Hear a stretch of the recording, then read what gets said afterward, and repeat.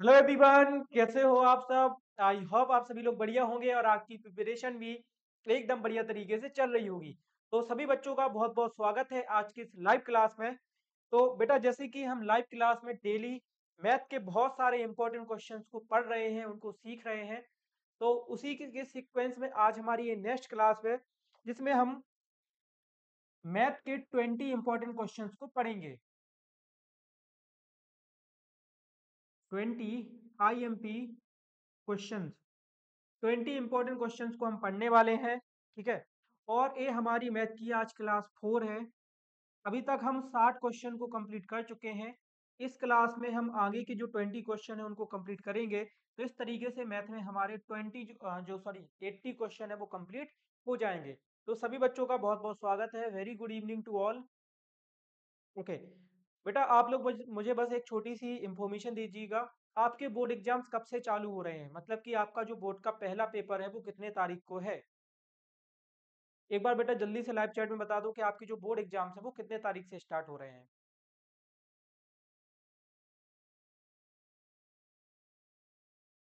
24 Feb. बहुत बढ़िया बेटा। ठीक है। चिंता की कोई बात है नहीं, क्योंकि बढ़िया तरीके से अपन मेहनत करेंगे और दोनों ही एग्जाम में बहुत अच्छे मार्क्स लेकर आएंगे। चाहे वो बोर्ड एग्जाम्स हो, चाहे आपका एक्सीलेंस का एग्जाम हो। ओके। सो गाइस, बिल्कुल। चलिए, तो बच्चों पहला क्वेश्चन देख लेते हैं। पहला क्वेश्चन है, अंडर रूट 64। अंडर रूट 64 और इसकी जो पावर है वो 1/3 है, का हमें मान बताना है। यानी कि find the value of root 64 और इसके ऊपर जो पावर है वो 1/3 की पावर है। ठीक है। तो इस तरीके से दिया गया है 64 और इसके ऊपर जो पावर है वो 1/3 की है। तो बेटा अपन डिटेल, जो बच्चे संकल्प बैच के हैं उन लोगों को पता होगा, पावर वाला पूरा चैप्टर मैं उनको पढ़ा चुका हूँ। आपको थोड़ा सा शॉर्ट में बता देता हूँ, जब इस तरीके का कोई पावर हमें दी रहती है तो क्या होता है। ठीक है। तो देखो, जब a की पावर m हो और इसके ऊपर n की पावर हो, तो इन पावर का आपस में क्या हो जाता है बच्चों, मल्टीप्लाई हो जाता है। यानी कि m की पावर मल्टीप्लाई n है। ठीक है। अब जो 64 है इसको अपन रूट से बाहर लिखेंगे, है ना। 64 को रूट से बाहर लिखेंगे तो ये हमारा 8 हो जाएगा और इसकी पावर हो जाएगी 1/3। आपको बच्चों पता होगा कि जो रूट का 64 है इसकी जो वैल्यू होती है वो 8 होती है। 64 यानी कि 64 का जो वर्गमूल होता है बच्चों वो 8 होता है। तो 64 को अपन 8 लिख सकते हैं। ठीक है। अब मैं आपको बता देता हूँ, देखो जो 8 है ना इसको अपन लिख सकते हैं 2 की घात 3। 8 को क्या लिख सकते हैं बच्चों, 2 की पावर 3 लिख सकते हैं। अगर आप 2 का 3 बार मल्टीप्लाई करोगे तो क्या मिल जाएगा, 8 मिल जाएगा, यानी कि 8।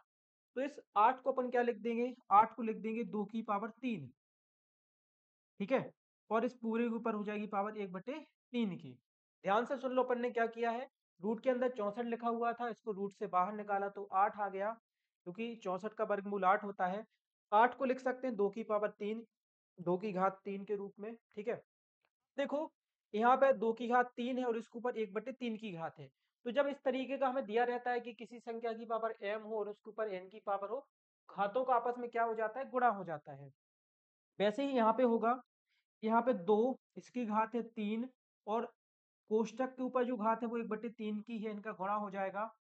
तो 1/3 से 3 कट जाएगा, क्या आएगा, 2 की पावर 1 आएगा और 2 की पावर 1 का जो मान होता है वो 2 होता है। यानी कि इस क्वेश्चन का जो आंसर है वो सी ऑप्शन 2 हो जाएगा। क्या होगा आंसर, 2। जो 2 दिया गया है सी ऑप्शन में वो इसका करेक्ट आंसर हो जाएगा। ठीक है।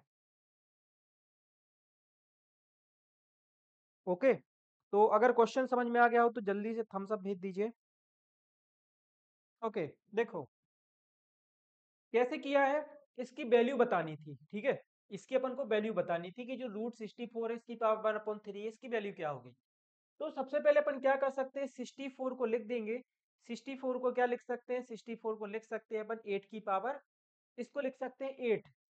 जो अंडर रूट 64 की वैल्यू होती है वो क्या होती है, 8 होती है। आपको पता होगा 64 का जो स्क्वायर रूट यानी कि वर्गमूल होता है वो हमारा 8 होता है। तो 64 को लिख देंगे 8। क्लियर यहाँ तक। अब देखो 8 को अपन क्या लिख सकते हैं, 8 को लिख सकते हैं 2 की पावर 3। कैसे लिख सकते हैं, देखो 8 का एलसीएम करेंगे, 2 से काटेंगे तो 4, 2 से काटा तो 2, 2 से काटा तो 1। यानी कि यहाँ पे 2 कितने बार आया है, 3 बार आया हुआ है, मतलब कि 8 को लिख देंगे 2 की पावर 3। आप 2 का 3 टाइम मल्टीप्लाई करोगे, 3 बार मल्टीप्लाई करोगे तो क्या मिलेगा, 8 मिल जाएगा, यानी कि 8 मिल जाएगा। 8 को लिख दिया अपन ने, 2 की पावर 3 लिख दिया, ठीक है। अब यहाँ पे देखो 2 की पावर 3 था और इसके ऊपर 1/3 की घात थी, तो इनका गुणा होता है। जब 3 का गुणा 1/3 के साथ में होगा तो क्या होगा बच्चों, 3 से 3 कट जाएगा, क्या बचेगा, सिर्फ 1 बचेगा, है ना। तो यहाँ पे क्या बचा, 2 की पावर सिर्फ 1 बचा।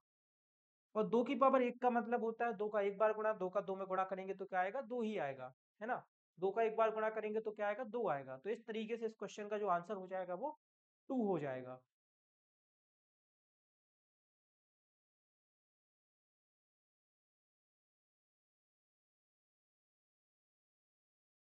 ओके, ठीक है, ओके। नेक्स्ट क्वेश्चन देखते हैं।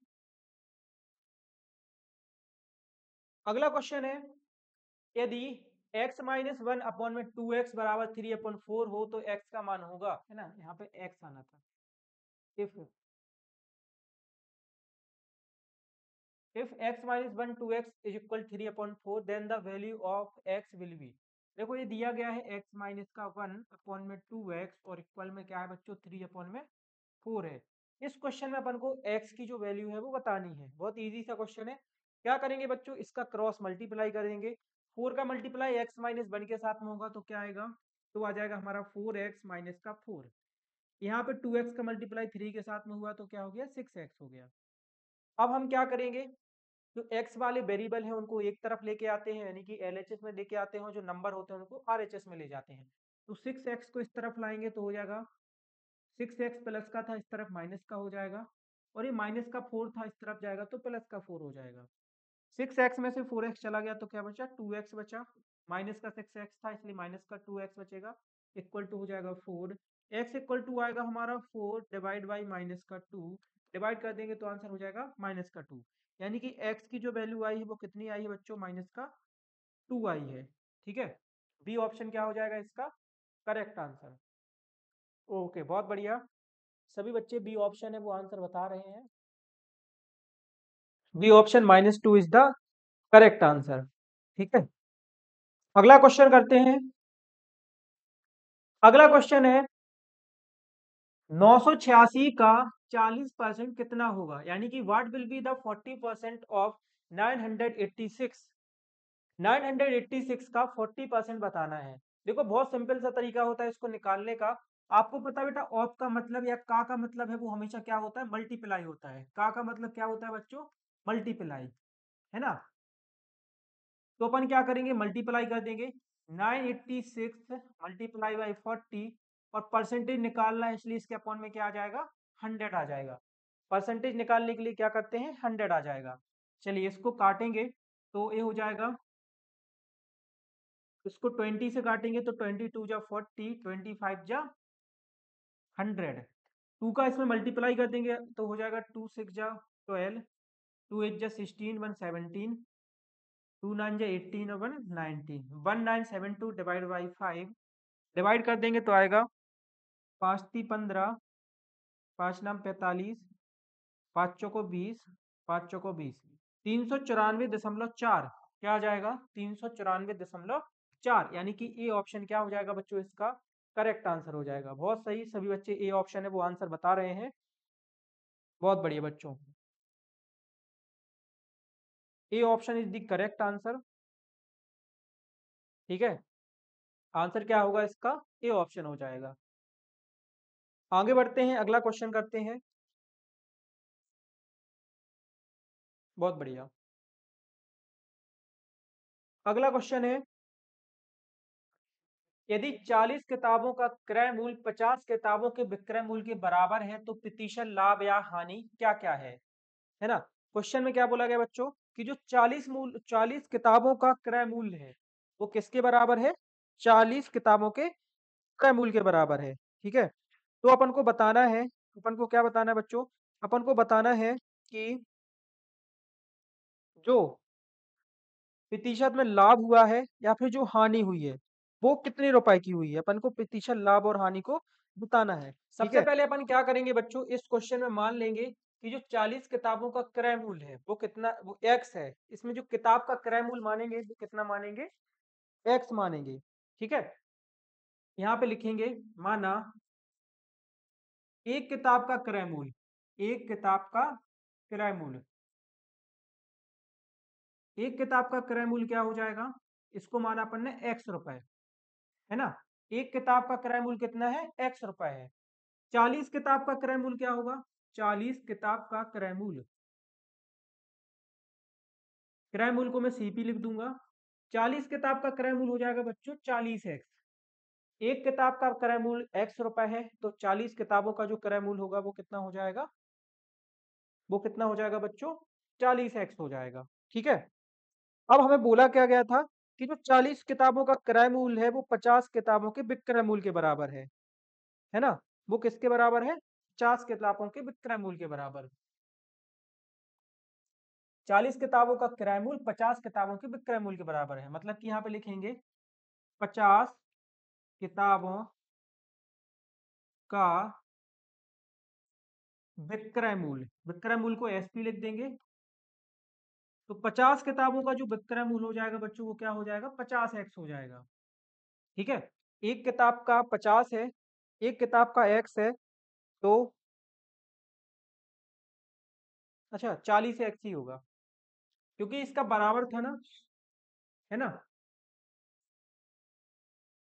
देखो 40 किताबों का जो क्रय मूल्य था वो 50 किताबों के विक्रय मूल्य के बराबर था, यानी कि 50 किताबों का जो विक्रय मूल्य होगा वो कितना होगा, 40x होगा। क्लियर, 50 किताबों का जो विक्रय मूल्य है वो कितना है, 40x है। तो अपन को एक किताब का विक्रय मूल्य बताना है, कितने का बताना है, एक किताब का विक्रय मूल्य, एक किताब का विक्रय मूल्य। 50 किताब का जो विक्रय मूल्य है बच्चों वो 40x है, तो एक किताब का विक्रय मूल्य क्या हो जाएगा, एक किताब का विक्रय मूल्य हो जाएगा 40x divide by 50। 40x divide by क्या हो जाएगा, 50 हो जाएगा। ठीक है, क्या हो गया, 40x डिवाइड बाई 50 हो गया।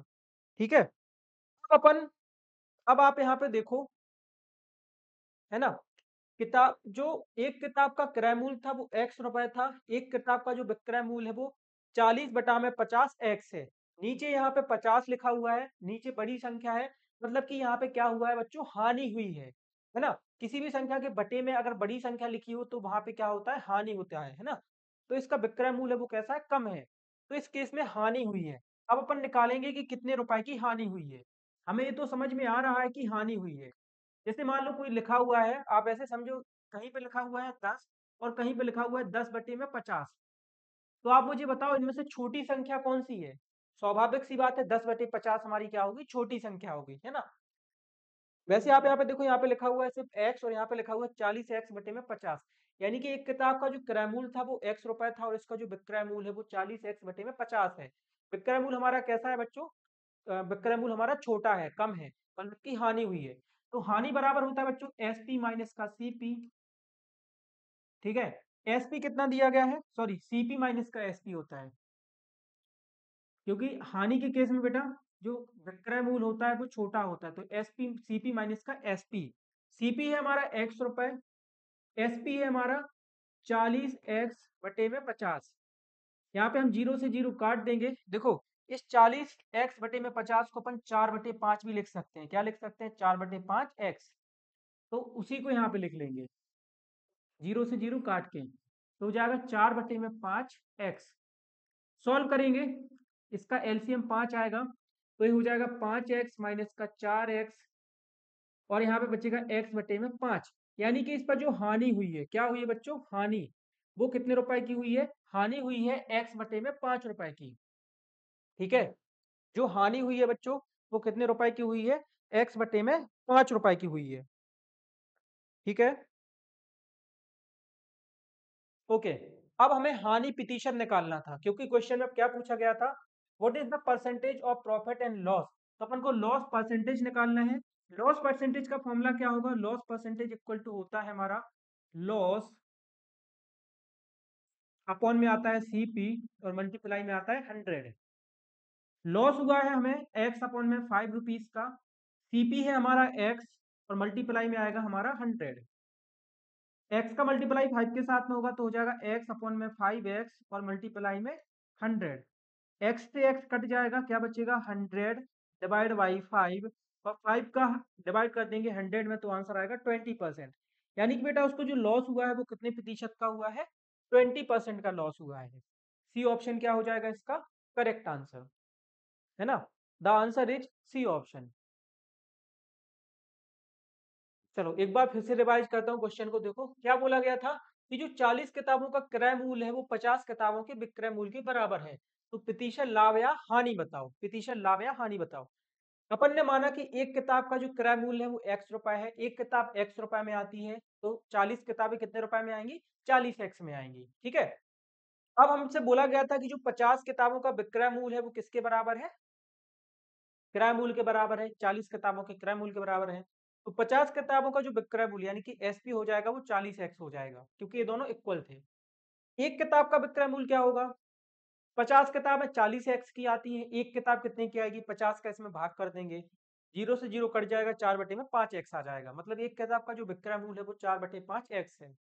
अब अपना जो विक्रय मूल्य है वो छोटा है, क्रय मूल्य अपना बड़ा आ रहा है, क्रय मूल्य x था, विक्रय मूल्य 4/5x है, मतलब कि छोटा है। तो इस केस में हानि हुई है, हानि कैसे निकालते हैं, सीपी माइनस का एसपी। सीपी था कॉस्ट प्राइस था एक्स, इसमें से 4/5x को घटा देंगे तो ये बचेगा x/5, भिन्न करके घटाया है। उसके बाद हानि प्रतिशत का फॉर्मूला लगा देंगे, तो हानि प्रतिशत बराबर होता है हानि बटे में क्रय मूल्य गुणा में 100। हानि हुई थी x/5 की, क्रय मूल्य था x गुणा में 100, x से x कट जाएगा, क्या आ जाएगा 100/5, 5 का भाग 100 में कर देंगे तो आंसर आ जाएगा 20%। ठीक है, आंसर क्या आ गया, 20% आ गया। जल्दी से थम्स अप भेज दीजिए, फिर आगे बढ़ते हैं और अगला क्वेश्चन करेंगे। बहुत बढ़िया, अगला क्वेश्चन करते हैं बच्चों। अगला क्वेश्चन, अगला क्वेश्चन है 10% वार्षिक ब्याज की दर पर 1400 रुपए का 2 वर्ष का ब्याज क्या होगा। ठीक है, देखो इसमें ना अपन को कंपाउंड इंटरेस्ट बताना है, क्या बताना है, चक्रवृद्धि ब्याज, 2 वर्ष का चक्रवृद्धि ब्याज बताना है। सबसे पहले क्वेश्चन में P बराबर दिया गया है 1400 रुपए, R बराबर दिया गया है 10% और T बराबर दिया गया है बच्चों 2 वर्ष यानी कि 2 ईयर। सबसे पहले अपन ए का फॉर्मूला लगाएंगे, ए निकालेंगे तो ए बराबर होता है P 1+R/100 और इसके ऊपर पावर आती है T की, या यहाँ पे N की पावर भी आप लिख सकते हो। P दिया गया है 1400, यहाँ पे हो जाएगा 1+10/100 और इसके ऊपर घात हो जाएगी वो 2 की हो जाएगी, 10 से 100 को काटेंगे तो 10 आएगा, यानी कि हो गया 1400, 1+1/10 और इसके ऊपर घात हो गई 2 की। ठीक है, सॉल्व कर देंगे इसको तो हो जाएगा 10 एकम 10, 11/10, यानी कि ए बराबर हो गया 1400, यहाँ पे आ जाएगा 11/10 और इसका आ जाएगा स्क्वायर। ए बराबर हो जाएगा 1400 गुणा में 11/10 गुणा में 11/10, एक जीरो से एक जीरो और एक जीरो, 2 जीरो से 2 जीरो कट जाएंगे, ए बराबर क्या बचेगा, ये 11 का 11 के साथ में करेंगे तो 121 आएगा, और 121 का 14 के साथ में करेंगे तो 14 एकम 14, 14 दूनी 28, 29, 14 एकम 14, 15, 16, 1694 आएगा। यानी कि जो अमाउंट है वो कितना आया हुआ है, सॉरी जो अमाउंट है बच्चों वो आया हुआ है 1694। हमें यहाँ पे कंपाउंड इंटरेस्ट बताना था, क्या बताना था, कंपाउंड इंटरेस्ट। तो interest equal to, compound interest equal to होता है हमारा ए माइनस का पी, ए को बोलते हैं मिश्र धन, मिश्र धन माइनस का मूलधन हमारा ब्याज के बराबर होता है। 1694 में से 1400 घटा देंगे तो क्या बचेगा, तो बचेगा 294 रुपए, यानी कि जो ब्याज है वो कितने रुपए है, 294। B option is the correct answer. B option में जो 294 दिया गया है बच्चों वो क्या हो जाएगा, इसका आंसर हो जाएगा। बहुत बढ़िया।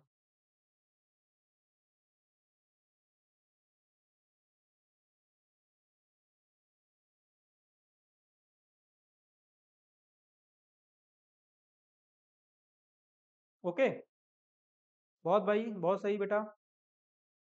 So the answer is B option. तो इस तरीके का क्वेश्चन अगर पेपर में आता है तो होप करता हूं आप लोगों से बन जाएगा। आगे बढ़ते हैं। क्वेश्चन है, यदि एक गाड़ी यदि एक गाड़ी की चाल 50 किलोमीटर पर घंटा है तो उसकी चाल मीटर पर सेकंड में क्या होगी। देखो, बोला गया है कि जो चाल है वो 45 किलोमीटर पर घंटा है, इसको मीटर पर सेकंड में बदलना है ना। किलोमीटर पर घंटा को मीटर पर सेकंड में बदलना है। तो देखो ये 45 किलोमीटर पर आवर, आवर का मतलब होता है बटे में लिखा हुआ है ना। तो किलोमीटर को बदलना है बेटा मीटर में और आवर को बदलना है सेकंड में। सबसे पहले मैं आपको बता देता हूँ 1 किलोमीटर बराबर कितना होता है। 1 किलोमीटर बराबर होता है 1000। और 1 घंटे में जो सेकंड होते हैं, 1 घंटे में जो सेकंड होते हैं बच्चों वो 3600 सेकंड होते हैं। 1 घंटे में 60 मिनट और 60 मिनट में होते हैं, 1 मिनट में 60 सेकंड, तो 60 मिनट में हो जाएंगे 3600 सेकंड। तो 1 किलोमीटर में 1000 मीटर, 1 आवर में 3600 सेकंड। बस इसकी वैल्यू रख देंगे तो ये बदल जाएगा। 45 किलोमीटर को मीटर पर सेकंड में बदल देंगे तो 45, 1 किलोमीटर की जगह में कितने मीटर होते हैं 1000, तो यहाँ पे 1000 आ जाएगा। बटे में आवर को बदल देंगे सेकंड में तो हो जाएगा 3600, है ना। आवर को किस में बदल दिया, सेकंड में बदल दिया। यहाँ पे 2 जीरो से 2 जीरो कट जाएंगे, ठीक है। क्या बचेगा, बचेगा 450। 10 का गुणा 45 के साथ में हुआ तो 450 बटे में आ गया 36। इसको 9 से काट देंगे तो 9 पंचे 45, जीरो का जीरो जीरो, 9 चौको 36। 4 बटे में 50 हो जाएगा। इसका भाग करेंगे तो 4 4 एकम 4, 4 दूनी 8, 4 पंचे 20, 12.5 मीटर पर सेकंड आएगा। यानी कि जो स्पीड है उसकी वो 12.5 मीटर पर सेकंड है।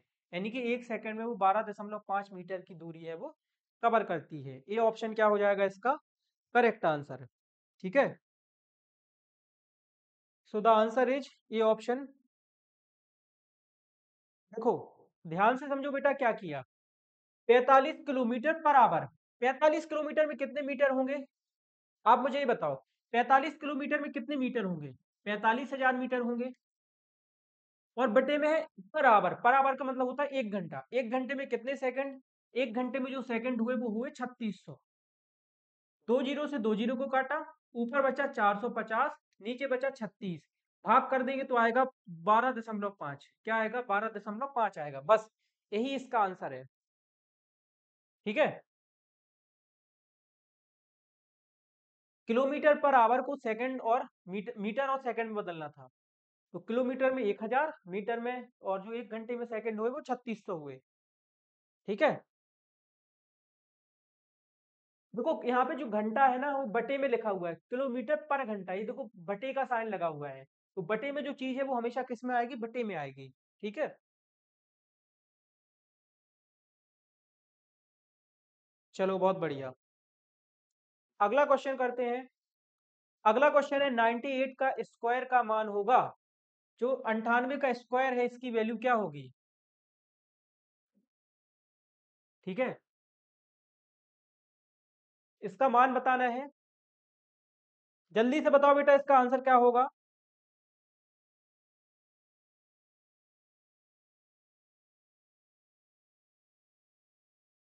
इसका आंसर आप लोग बताओगे क्या होगा इसका आंसर। ओके, देखो, स्क्वायर निकालने के लिए क्या करेंगे, 2 बार गुणा कर देंगे।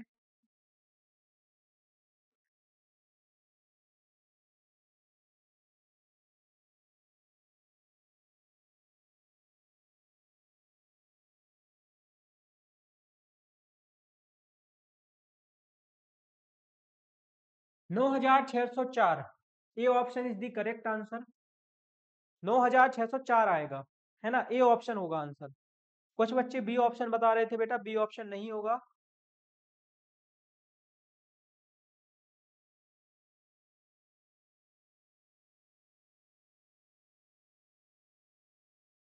चलिए आगे बढ़ते हैं बेटा, अगला क्वेश्चन करते हैं।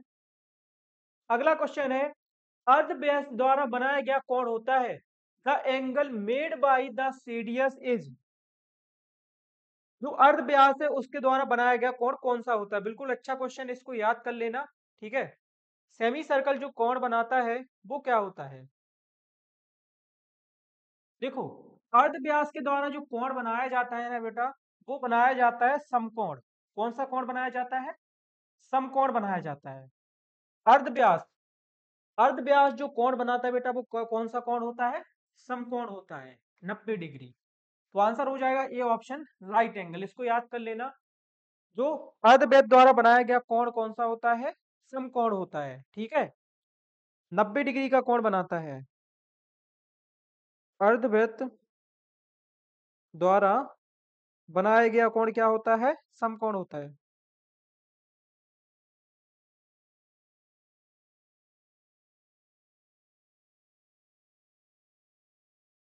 ठीक है, ओके, बहुत बढ़िया। अगला क्वेश्चन करते हैं। अगला क्वेश्चन है, यदि एक चतुर्भुज के चारों कोणों का अनुपात क्रमशः 3, 5, 7, 9 है, तो सबसे छोटे कोण का मान होगा। देखो, बहुत अच्छा क्वेश्चन है ना। इस तरीके का क्वेश्चन पेपर में जरूर आता है, so it's very important question. बहुत इंपॉर्टेंट क्वेश्चन है, ऐसे क्वेश्चन काफी बार आपके पेपर में पूछा गया है बेटा। तो चलिए हम यहाँ पे समझते हैं क्वेश्चन में क्या बोला गया है। बोला गया है कि एक चतुर्भुज है, ठीक है। एक क्या है? चतुर्भुज है। इसके जो चार कोण हैं, उनका जो अनुपात है, वो क्या दिया गया है? अनुपात दिया गया है 3, 5, 7, 9। यानी कि कोण ए, कोण बी, कोण सी और कोण डी, इनका जो अनुपात है वो क्या है? वो है 3, 5, 7 और 9। मैंने आपको बताया था, जहां पर भी हमें अनुपात दिया जाए, वहां पर हमेशा हमें क्या ले लेना है? एक्स ले लेना है, ठीक है। जहां पर भी हमें अनुपात दिया जाएगा, वहां पर अपन एक्स लेंगे। तो एंगल ए बराबर हो जाएगा 3x, बी बराबर हो जाएगा 5x, सी बराबर 7x और डी बराबर 9x। अपन को बेटा पता है कि जो चारों कोणों का योग होता है, the sum of all angles of a quadrilateral is 360 degree. यानी कि चारों कोणों का योग 360 अंश होता है। चारों कोणों को जोड़ देंगे, बराबर में 360 रख देंगे, तो हो जाएगा angle A plus angle B plus angle C plus angle D, बराबर में हो जाएगा 360। ठीक है, सबके मान रख देंगे, तो एंगल ए बराबर है 3x, एंगल बी बराबर है 5x, एंगल सी बराबर है 7x और एंगल डी बराबर है 9x, बराबर में हो जाएगा 360 के। क्योंकि चारों कोणों का योग कितना होता है? 360 होता है। सबको जोड़ देंगे, तो 3 और 5 8x हो गया, 8 और 7 15x हो गया, 15 और 9 24x हो गया। तो 24x बराबर आएगा 360, x बराबर आ जाएगा 360 बटे में 24। इसको काट देंगे, 12 दूनी 24। अच्छा, इसको 24 का इसमें भाग करेंगे, तो 24 एकम 24, 24 पंचे 120, है ना। 24 पंचे 120, तो x की जो वैल्यू आएगी वो 15 डिग्री आएगी। x की वैल्यू क्या आई है? x की वैल्यू आई है 15 डिग्री। अब हमें सबसे छोटा कोण बताना था। क्या बताना था? सबसे छोटा कोण। तो सबसे जो छोटा कोण है वो कोण ए है, क्योंकि इसमें 3x है ना। कितना है? 3x है, सबसे छोटा है ए। तो हम यहाँ पे x की वैल्यू रख देंगे, तो हो जाएगा 3 मल्टीप्लाई में 15। x की वैल्यू चूंकि हमारी 15 आई है, मल्टीप्लाई हो जाएगा, तो 15 का 3 के साथ गुणा होगा, तो क्या आ गया? 45 डिग्री आ गया। यानी कि जो सबसे छोटा कोण होगा वो 45 डिग्री का होगा और ए कोण होगा, ठीक है। तो क्या हो गया इसका आंसर? ए ऑप्शन 45 डिग्री हो गया। क्लियर? कार्तिक कुशवाहा बोले, सर एक बार मेरी तो बात सुन लो। बेटा आप बोल, आप लाइव चैट में लिख दो, मैं आपकी बात सुन लूंगा, है ना। बिल्कुल भी परेशान मत हो, आप अपना जो भी बोलना चाहते हो लाइव चैट में लिख सकते हो, ठीक है। ओके, सो बहुत ही इजी क्वेश्चन था, होप करता हूँ आप लोगों को समझ में आ गया होगा। चलिए, बहुत बढ़िया। इसी तरीके से बेटा कभी कभी त्रिभुज का क्वेश्चन भी आ जाता है। उसमें बोला जाता है कि त्रिभुज के कोणों का जो रेशियो है, वो कुछ तीन आपको रेशियो दे देगा और बोलेगा कि इसके कोणों की माप बताओ। तो आपको एक्स ले लेना है। पता है कि त्रिभुज के तीन कोणों का योग कितना होता है? 180 अंश होता है। चतुर्भुज का 360 होता है। तो बस इसी तरीके से सबको जोड़ के अपन वैल्यू है वो निकाल लेंगे। ओके, बहुत बढ़िया। चारों कोणों को जोड़ देंगे और जो आंसर है वो अपना आ जाएगा। चलिए आगे बढ़ते हैं बेटा, अगला क्वेश्चन करते हैं। क्वेश्चन है बेलन का वक्रपृष्ठ होता है, यानी कि the curve surface of the cylinder will be. बेलन का कर्व सरफेस एरिया क्या होता है? बहुत इजी सा क्वेश्चन है, जल्दी से बताइए। कार्तिक कुशवाहा बोल रहे हैं सर ये क्वेश्चन आप बता रहे हो एग्जाम में आएंगे। बिल्कुल बेटा, बहुत सारे क्वेश्चन इसी तरीके के क्वेश्चन आपके पेपर में आने हैं। जो टॉपिक जो कॉन्सेप्ट हम यहाँ पे समझ रहे हैं वो ही सेम क्वेश्चन या सेम तरीके के कॉन्सेप्ट के क्वेश्चन आपके पेपर में आएंगे। हो सकता है कि नंबर को चेंज कर दिया जाए, लेकिन क्वेश्चन करने का जो तरीका रहेगा वो एकदम सेम रहेगा। ओके, अगला क्वेश्चन देखते हैं। अगला क्वेश्चन है बेलन का वक्रपृष्ठ। तो बेलन का जो कर्व सरफेस एरिया होता है ना, ये होता है बच्चों 2 पाई आर एच। क्या होता है? 2 पाई आर एच होता है। ठीक है, तो सी ऑप्शन क्या हो जाएगा? इसका करेक्ट आंसर हो जाएगा। बिल्कुल सही, सभी बच्चों ने करेक्ट आंसर बताया है। ओके, तो the answer is C option. चलिए बहुत बढ़िया, अगला क्वेश्चन देखते हैं। अगला क्वेश्चन है ताश की एक गड्डी से ईंट का एक पत्ता खींचने की प्रायिकता क्या होगी? इस क्वेश्चन को बेटा अपन कर चुके हैं, काफी बार इस क्वेश्चन को कर चुके हैं। ठीक है, ईंट ताश की गड्डी से ईंट का एक पत्ता खींचने की प्रायिकता है वो क्या होती है? बहुत सही। देखो, इस क्वेश्चन को कर चुके हैं इसलिए मैं शॉर्ट में बता देता हूँ। ईंट के पत्ते होते कितने हैं? ईंट का पत्ता, ईंट के पत्ते होते हैं बेटा 13, है ना। कुल पत्ते कितने होते हैं टोटल? कुल पत्ता है, इसको एनएस बोलेंगे। तो एनएस होते हैं हमारे 52, है ना। एनई बराबर क्या हो गया? 13 हो गया। प्रायिकता क्या होगी? पी बराबर होगा 13/52, यानी कि 1/4। जो प्रायिकता होगी वो क्या होगी? बी ऑप्शन 1/4 होगी। बहुत सही, सभी बच्चे एकदम करेक्ट आंसर बता रहे हैं। इस क्वेश्चन को अपन पहले भी कर चुके हैं, जहां पर मैंने आपको ताश की गड्डी के बारे में और भी बहुत सारी चीजें हैं वो बताई थी। ओके, बहुत बढ़िया। चलिए अगला क्वेश्चन करते हैं। अगला क्वेश्चन है 8 5 x 6 10 5 का माध्य 7 है, तब x का मान होगा। The mean of 8 5 x 6 10 5 is 7, then the value of x। बोला गया है कि जो माध्य है यानी कि जो मीन है, ठीक है, मीन यानी होता है माध्य, और माध्य हमें दिया गया है इस क्वेश्चन में 7। तो जो यहाँ पे x लिखा हुआ है हमें इसकी क्या बतानी है? वैल्यू बतानी है। बहुत सही, अच्छा क्वेश्चन है। चलिए बिल्कुल वैसे ही करते हैं बेटा, उसी तरीके से x का जो मान है वो आ जाता है। तो मीन यानी कि माध्य बराबर क्या होता है? माध्य बराबर होता है आंकड़ों का योग, यानी कि सम ऑफ डेटा, आंकड़ों का योग बटे में कुल आंकड़े, आंकड़ों का योग बटे में कुल आंकड़े। तो आंकड़ों का योग कैसे निकालेंगे? सभी को जोड़ देंगे तो हो जाएगा 8 प्लस का 5 प्लस का x प्लस का 6 प्लस का 10 प्लस का 5। ठीक है, और टोटल आंकड़े हैं कितने? तो 1 2 3 4 5 6, टोटल जो आंकड़े हैं वो 6 हैं। इसका मीन अपन को दिया गया है, मीन कितना है? 7 है ना। तो इस तरीके से लिख लेंगे, मीन 7 है, आंकड़ों का योग सभी को जोड़ रहे हैं, आप कुल आंकड़े कितने हैं? 6 हैं। अपन में 6 आ गया। देखो 6 का गुणा 7 के साथ में हो जाएगा, क्योंकि बटे में लिखे हुए हैं तो इनका गुणा हो जाएगा। 6 7 क्या हो जाएगा बच्चों? 42 हो जाएगा। तो हो गया 42 बराबर, यहाँ पे इन सबको जोड़ेंगे तो हो जाएगा 8 5 13, 13 और 6 19, 19 और 10 29, 29 और 5, 8 5 13, 13 6 19, 29 और 5 34। तो हो जाएगा 34 प्लस का x, क्योंकि x तो इनके साथ में जुड़ेगा नहीं तो x का क्या आ जाएगा? x आ जाएगा। ठीक है, अब अपन क्या करेंगे? 34 को इस तरफ लाएंगे तो हो जाएगा 42 माइनस का 34 बराबर में x। 42 में से 34 चला जाएगा तो बचेगा 8 बराबर में x, क्योंकि जो x का मान है वो कितना आ गया? 8 आ गया, है ना। क्वेश्चन में अपन को x का ही मान बताना था, आंसर हो जाएगा डी ऑप्शन 8। ठीक है, आंसर क्या हो जाएगा बच्चों? डी ऑप्शन 8 हो जाएगा।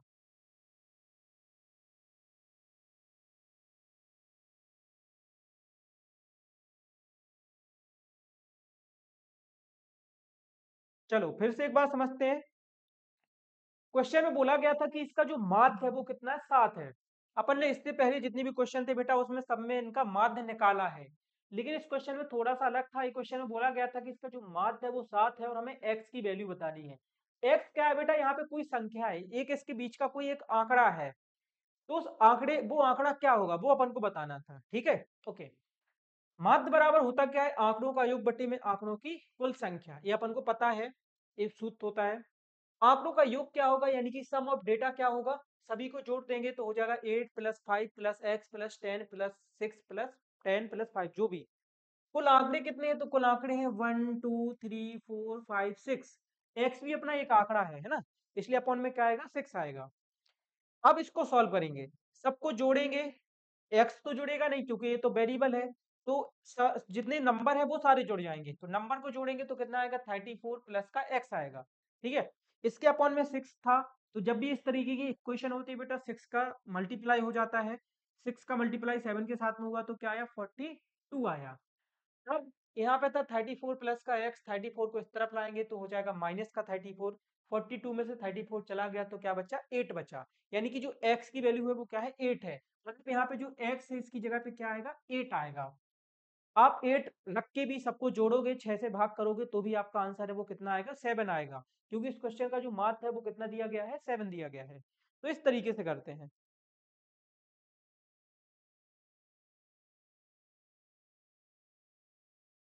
ठीक है बेटा, इसमें 7 माध्य अपन को दिया गया था, माध्य कितना दिया गया था, यानी कि जो मीन था वो पहले से दिया गया था, है ना, इस वजह से 7 आया। शगुन पांडे, ओके। चलो अगला क्वेश्चन। क्वेश्चन दिया गया है, एक वर्गाकार बगीचे का क्षेत्रफल 1444 वर्ग मीटर है, तो बगीचे की लंबाई होगी, है ना। देखो आपको पता है बेटा, वर्गाकार का जो वर्ग की भुजाएं होती हैं उसकी लंबाई और चौड़ाई कैसी होती है, बराबर होती है। बहुत इजी सा क्वेश्चन था, इसको कैसे सॉल्व करेंगे।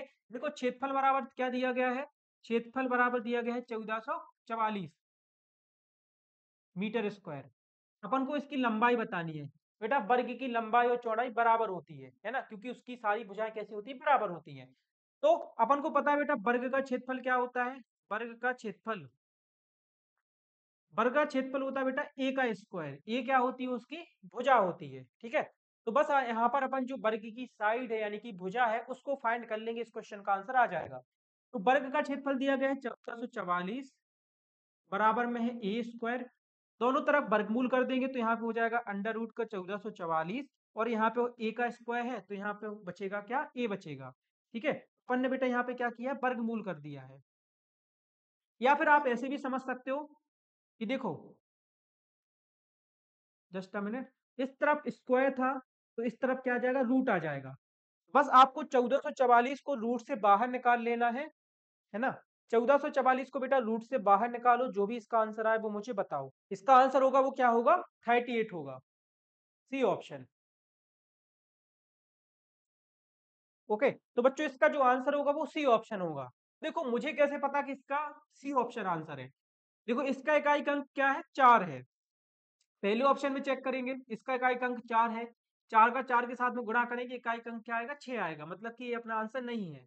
इसी तरीके से इसका चेक करेंगे, सबका चेक करेंगे, लेकिन हाँ इसमें देखो इकाई का अंक 8 है, 8 का गुणा 8 के साथ में करेंगे तो क्या आएगा, 64 आएगा, 64 में इकाई अंक क्या है, 4 है, और यहाँ पे भी इकाई अंक क्या है, 4 है। तो इस तरीके से, है ना, कभी कभी आप बिना करके भी इसका दिमाग है वो दिमाग लगाकर भी क्वेश्चन को सॉल्व है वो कर सकते हो।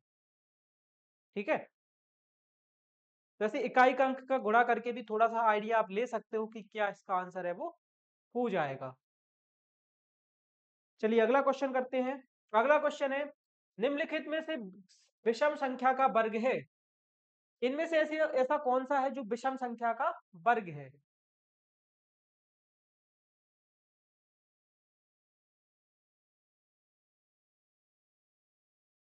देखो इसमें से बताना है कि जो ये यहाँ पे नंबर दिए गए हैं इनमें से विषम संख्या का वर्ग कौन कौन से हैं। तो एक बात याद रखना, सम संख्या का वर्ग सम होता है, विषम संख्या का वर्ग हमेशा कैसा होता है, विषम होता है।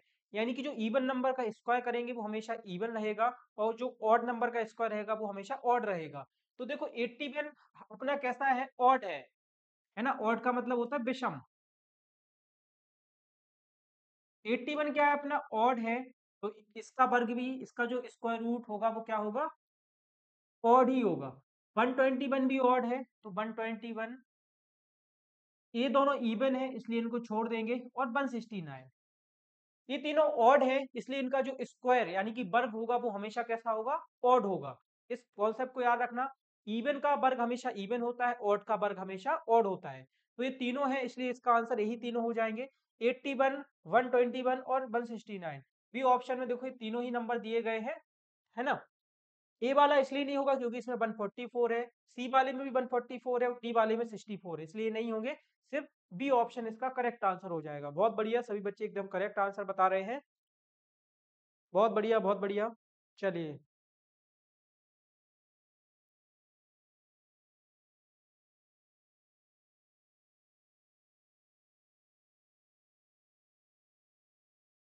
क्वेश्चन है, समान चाप की,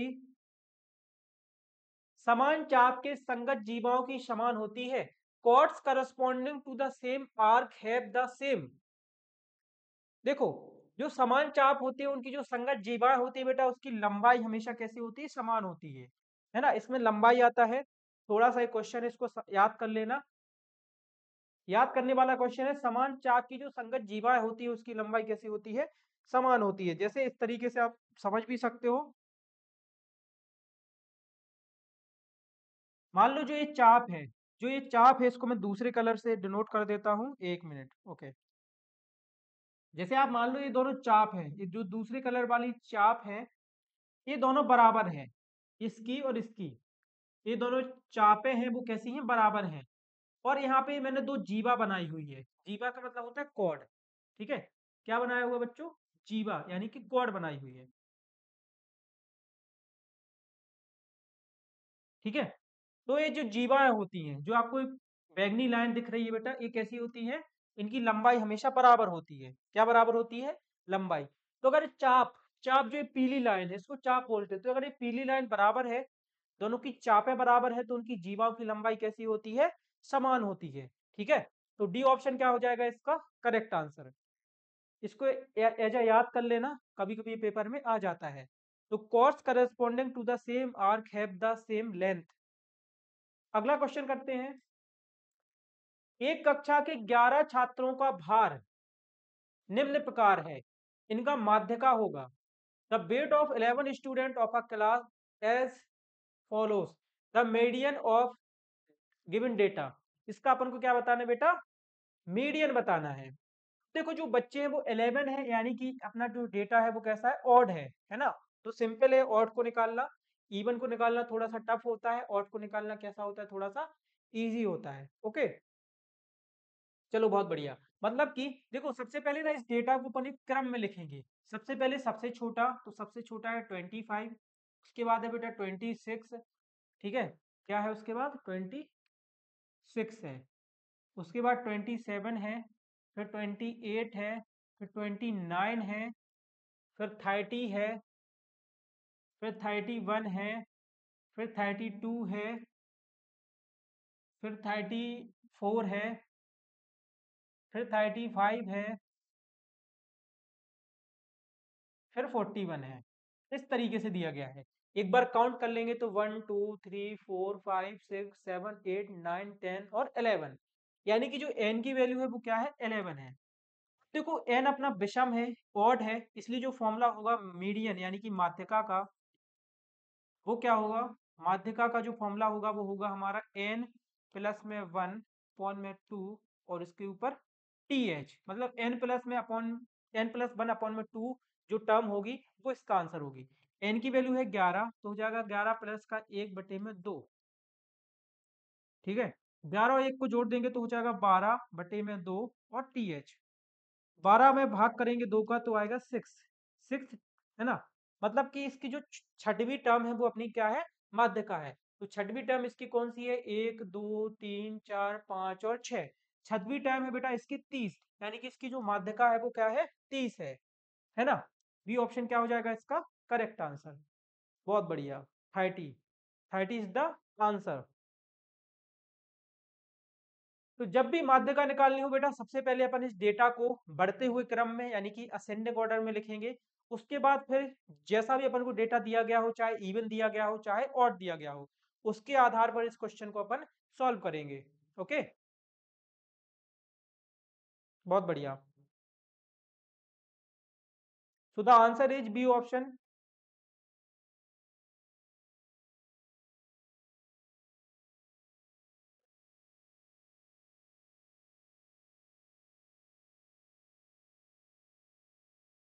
चलिए आगे बढ़ते हैं, अगला क्वेश्चन करते हैं। बोला गया है एक कार 48 लीटर पेट्रोल में 432 किलोमीटर चलती है, 20 लीटर पेट्रोल में कितनी चलेगी?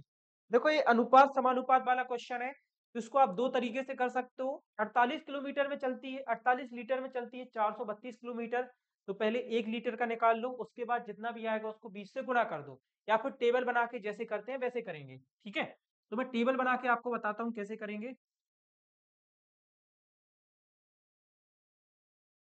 यहाँ पे लिखेंगे लीटर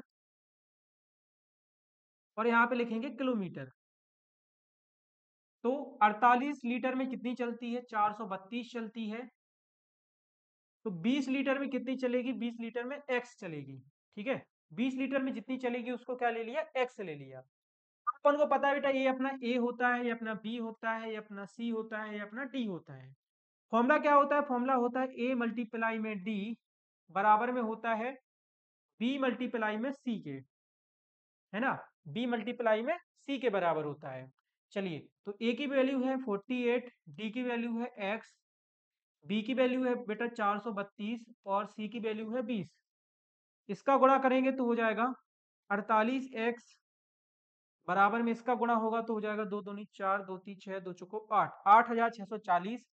x बराबर हो जाएगा 8640 बटे में 48, है ना? 8640 बटे में 48। चलिए इसको थोड़ा सा अपन काट के देखते हैं। 12 से काट देंगे तो 12 दूनी 12 पंचे 60, 12 छंग 72, 12 सात 84, दो बचेगा, 12 दूनी 24, जीरो का जीरो जीरो।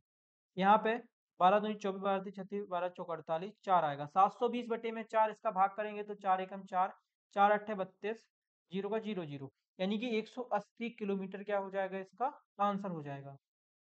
ठीक है, आंसर क्या होगा बच्चों? 180 kilometre. B option is the correct answer.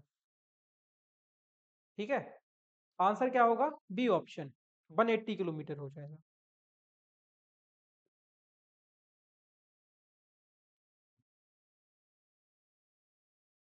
तो टेबल बना के भी कर सकते हो, अगर आपको ऐसे करना है तो ऐसे भी कर लीजिए। पहले 432 में भाग कीजिए इसका 48 का, तो 1 लीटर का आ जाएगा, फिर उसके साथ गुणा कर देना 20 का तो भी आ जाएगा। लेकिन ये टेबल बना के करना थोड़ा सा इजी रहता है ना? टेबल बना के करना कैसा रहता है? थोड़ा सा इजी रहता है।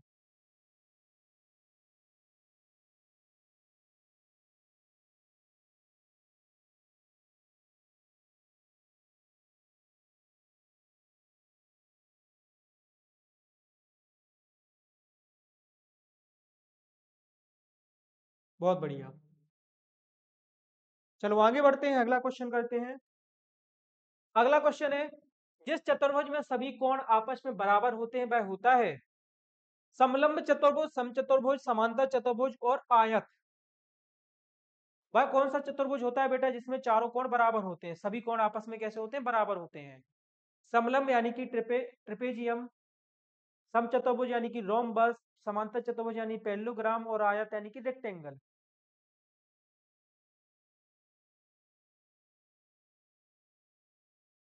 समांतर बोल रहे हैं बच्चों।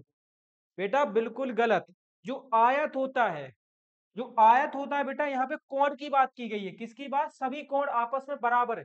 तो बेटा सभी कोण जो आपस में बराबर होते हैं वो आयत में होते हैं। किसमें होते हैं? आयत में, है ना? आयत का प्रत्येक कोण बेटा 90 डिग्री का होता है। कितने डिग्री का? 90 डिग्री का, है ना? तो वर्ग, आयत, इन सबके बेटा जो प्रत्येक कोण होते हैं वो 90 डिग्री के होते हैं।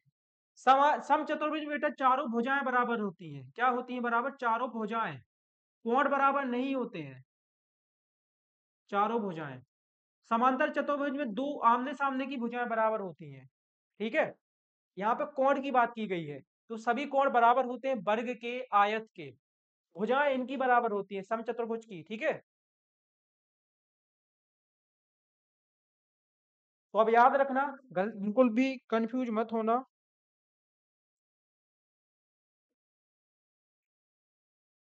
ओके, चलो आगे बढ़ते हैं, अगला क्वेश्चन करते हैं। अगला क्वेश्चन बोला गया है, दो संख्याओं का योग 35 है एवं दोनों संख्याओं का अनुपात 1:4 है, तो भी संख्याएं होगी। बहुत इजी क्वेश्चन है क्योंकि इसमें अनुपात दिया गया है। जहां पे भी अनुपात दिया जाएगा बहुत इजी क्वेश्चन रहेगा, है ना। The sum of two numbers is 35 and the ratio of both the numbers is 1:4। दूस number will be, those number will be. देखो, मान लेते हैं बेटा कि जो पहला नंबर है, फर्स्ट नंबर, और जो सेकंड नंबर, फर्स्ट नंबर है वो 1x है, और जो सेकंड नंबर है वो 4x है। क्योंकि यहाँ पे रेशियो दिया गया है, जहां पे भी रेशियो दिया जाएगा वो कितना होगा, अपन उसमें हमेशा x ले लेंगे। अब इनका योग कितना है, 35 है।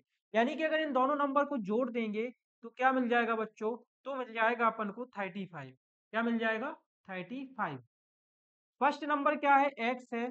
सेकंड नंबर क्या है, सेकंड नंबर हमारा 4x है, इक्वल टू हो गया 35। जोड़ दिया तो हो गया 5x बराबर में 35। x बराबर आ जाएगा 35 डिवाइड बाई 5, यानी कि x की वैल्यू क्या आ गई, 7 आ गई।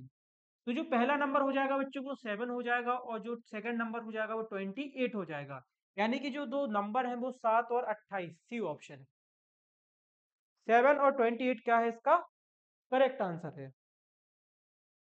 ठीक है, ओके, बहुत बढ़िया बहुत बढ़िया। चलिए लास्ट क्वेश्चन करते हैं बच्चों। लास्ट क्वेश्चन, किसी घन की भुजा 2 सेंटीमीटर है, उसमें से 2 सेंटीमीटर लंबाई के कितने घन काटे जा सकते हैं। एक घन है बेटा जो कि 6 सेंटीमीटर भुजा वाला है। ठीक है, तो इसमें से अपन को, देखो, एक बड़ा वाला घन है, अपन को उसमें से 2 सेंटीमीटर लंबाई वाले काटने हैं, है ना। ये कितने सेंटीमीटर वाला है, 6 सेंटीमीटर वाला। और उसमें से अपन को ये 2-2 सेंटीमीटर वाले हैं वो काटने हैं। तो कितने काटे जा सकते हैं। इस केस में बेटा जो दोनों का आयतन होता है वो हमेशा कैसा होता है, समान होता है। तो सबसे पहले अपन 6 सेंटीमीटर भुजा वाले जो घन है इसका आयतन है वो निकालेंगे। ठीक है, इसका जो आयतन है वो V1 है और इसका जो आयतन है वो V2 है। तो V1 बराबर क्या हो जाएगा, घन का आयतन होता है बेटा a का क्यूब, यानी भुजा का घन। तो यहाँ पे 6 का क्यूब कर देंगे। क्या कर देंगे, 6 का क्यूब। 6 का क्यूब होता है अपना 216, यानी कि इसका जो आयतन है वो कितना है, 216 है। अब अपन एक घन का आयतन निकालते हैं, एक घन का आयतन क्या होगा। ठीक है, तो एक घन का आयतन हो जाएगा V2 बराबर, यहाँ पे भी 2 का क्यूब करेंगे, तो 2 का क्यूब होता है 8। मतलब कि एक घन का जो आयतन है वो कितना है, 8 है। जबकि इस बड़े वाले घन का आयतन कितना है, 216। तो अपन को इसमें से छोटे छोटे काटने हैं।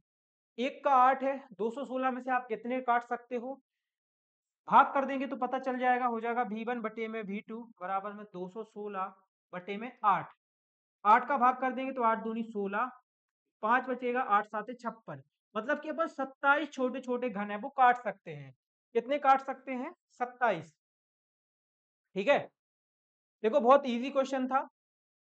जो बड़ा वाला घन है, मान लो आपके पास 216 लड्डू थे। कितने लड्डू थे, 216 लड्डू थे टोटल। तो आपको एक डिब्बे में 8-8 लड्डू डालने हैं। आपको एक डब्बे में कितने लड्डू डालने हैं, 8 लड्डू डालने हैं। तो 216 लड्डू आप कितने डब्बे में डाल पाओगे, उसको निकालने के लिए अपन से भाग करेंगे। क्या करेंगे, भाग, यानी कि डिवाइड। तो जो आंसर है वो आ जाएगा।